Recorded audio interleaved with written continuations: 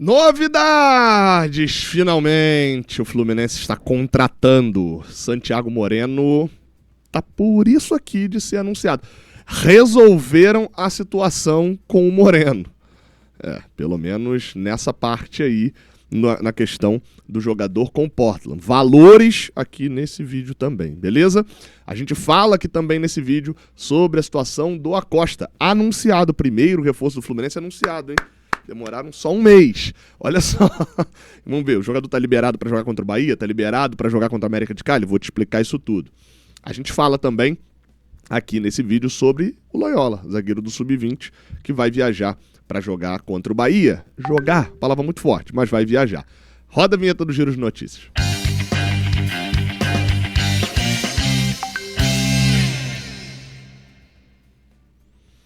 Seja bem-vindo, você guerreiro de todo o Brasil.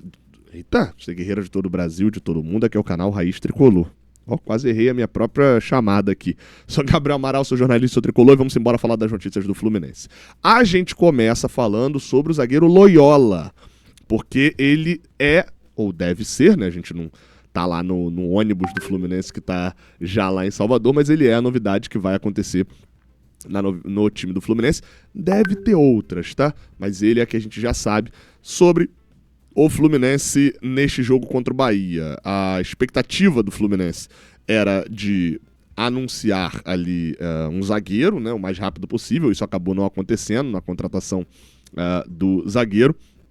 Mas na situação relacionada a o Loyola, ele foi informado ali que não ia prosseguir com a equipe sub-20 do Fluminense, que joga contra o Vasco agora nesse final de semana, porque vai para o time profissional.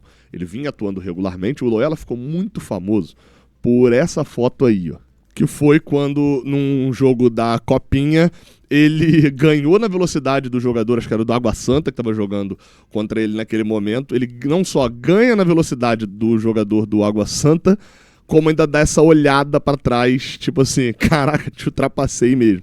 Ganhou muito rápido ali na velocidade, se mostrou um zagueiro ali que encantou pelo menos o torcedor do Fluminense que estava vendo a Copinha. E aí o que rolou?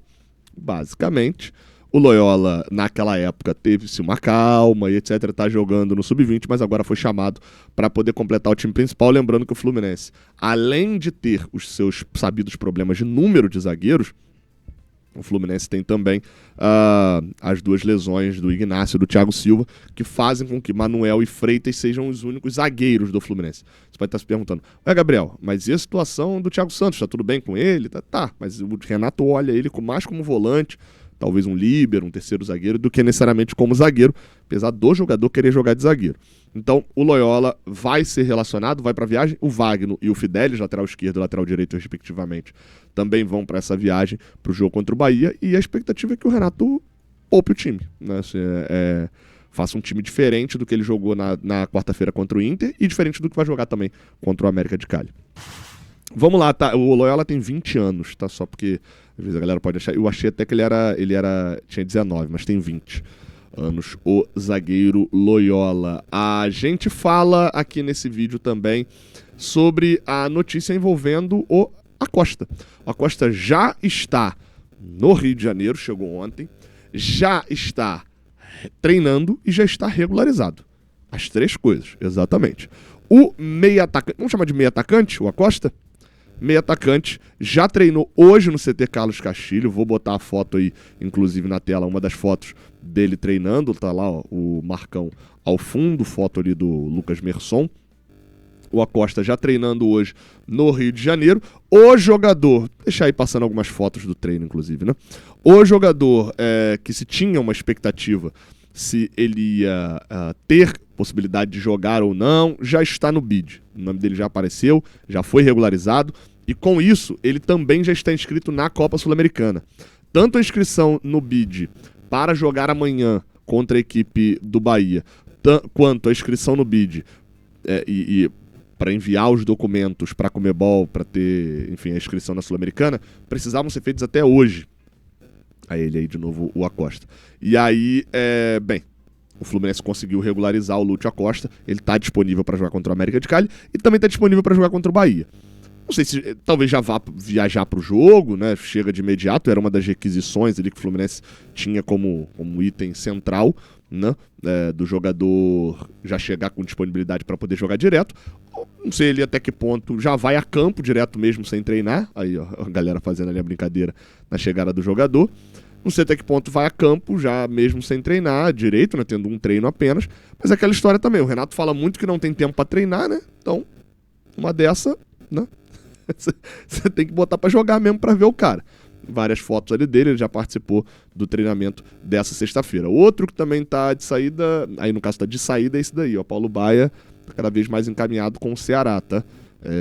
Inclusive, até por isso, o Paulo Baia não deve mais entrar em campo pelo Fluminense, porque cada partida que ele entra em campo pelo Fluminense é uma possibilidade do Ceará não tê-lo, né?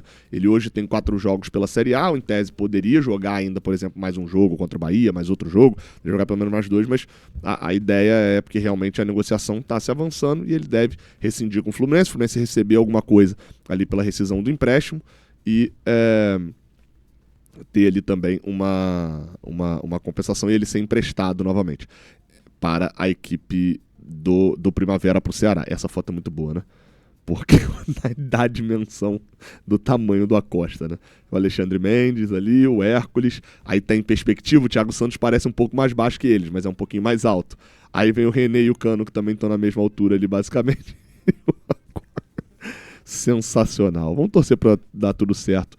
No caso do Lúcio Acosta, é um jogador que sempre inspira cuidados, né? Vem da MLS, né? Por mais que tenha jogadores que deram muito certo vindo de lá, são jogadores mais jovens, ele tem 31 anos. Mas o histórico lá credencia a contratação. Se vai dar certo ou errado é uma outra história. Mas tudo que a gente viu lá faz sentido na contratação. Sobre valores, aquilo que a gente já tinha divulgado, 4 milhões de dólares fixo, mais 1 milhão de bônus. Não sei quais são os bônus, mas provavelmente é do número de jogos, né? Deve ter algum índice de desempenho do Acosta por aqui. O jogador chegou, assinou até o final de 2028, que dá a ele um contrato de 3 anos e meio, né? Basicamente. O próprio Fluminense confirmou que ele já está inscrito na Sul-Americana. Então, e aí, segundo a informação do Lessa, o Fluminense vai direto, né? De Salvador para Cali. Vai Rio-Salvador, Salvador-Cali, depois Cali-Rio de Janeiro. E aí o Acosta vai viajar com o Fluminense para Salvador, então pode ser até a estreia dele já lá contra o Bahia. Inclusive, estarei por lá, vou amanhã de manhã para Salvador. Vamos lá, a última notícia aqui é sobre Santiago Moreno, atacante da equipe do Portland Timbers. Finalmente, essa novela parece que vai acabar, tá? Qual que é a situação sobre o Moreno? Vocês viram tudo que vem acontecendo, né? Vou fazer um resumo rápido para você que não estava acompanhando. O Fluminense entrou em contato, tentou a contratação. O jogador gostou da proposta do Fluminense. Tinha um acerto verbal com o Portland, chegando uma proposta nos termos X ou Y, nos termos X. Ele seria liberado pelo Portland, só que o Fluminense enviou a proposta no X menos um pouco, um pouquinho abaixo de X. O Portland enviou uma contraproposta para o Fluminense para chegar em X.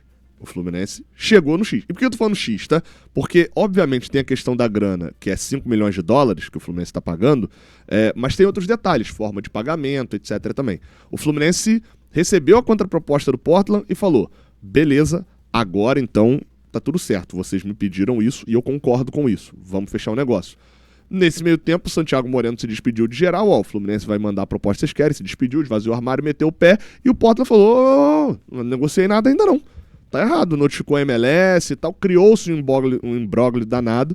O Santi Moreno já tinha feito isso uma outra vez, também antes de uma negociação concluir, ele pegar e meter o pé, só que da outra vez a negociação não foi concluída. Ele teve que voltar e pedir desculpa a todo mundo. Agora ele fez isso e, pelo visto, tá finalizada a negociação. O Portland, no final das contas, aceitou a contraproposta que ele mesmo tinha feito. Ele fez a proposta, o Fluminense falou que sim, e aí depois ele falou que sim também e concordou. Fecha nesses termos de 5 milhões de dólares, algo em torno de 30 milhões de reais, que faz com que essa janela o Fluminense tenha gasto 9 milhões de reais em 2 jogadores. Perdão, 9 milhões de dólares em 2 jogadores, tá? Se contar que o Soteldo, que vem da outra janela, né, da janela de junho, tá nessa conta também, eu diria que é a janela que o Fluminense mais gastou dinheiro em muito tempo. Porque o Fluminense gastou 9, com mais o do Soteldo, que ainda pode virar algo muito mais alto, que o do Soteldo você tem ali o valor fixo, que são os 5 milhões e meio de dólares, mas ainda tem aquela parte que o Fluminense tem que comprar se não vender ele até o final do ano que vem. Mas vamos fechar em 5 milhões e meio aqui mesmo nessa conta aqui.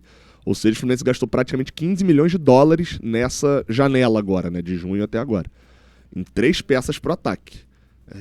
A grana tá aí, né? A grana existe e a grana tá sendo gasta. Sobre o Santi Moreno, a expectativa é que o jogador venha pro Brasil, mas aí não vai dar para inscrever, né? Nem para jogar contra o Bahia, obviamente, não daria nem para ele ir para Bahia, não faria sentido, mas nem para poder mandar a documentação para a Conmebol. Para quem de repente não sabe, já gravei, eu tenho um vídeo meu de 2019 explicando essa situação aqui, tá? Na época que o Ganso chegou e o Ganso ficou de fora do jogo contra o Antofagasta, fatídico jogo que a ESPN disse que ele jogou mal sem ele ter inscrito, tá sendo inscrito na Sul-Americana. Mas a questão é a seguinte, o Fluminense até poderia inscrever o jogador e deixar para anexar os documentos até segunda-feira.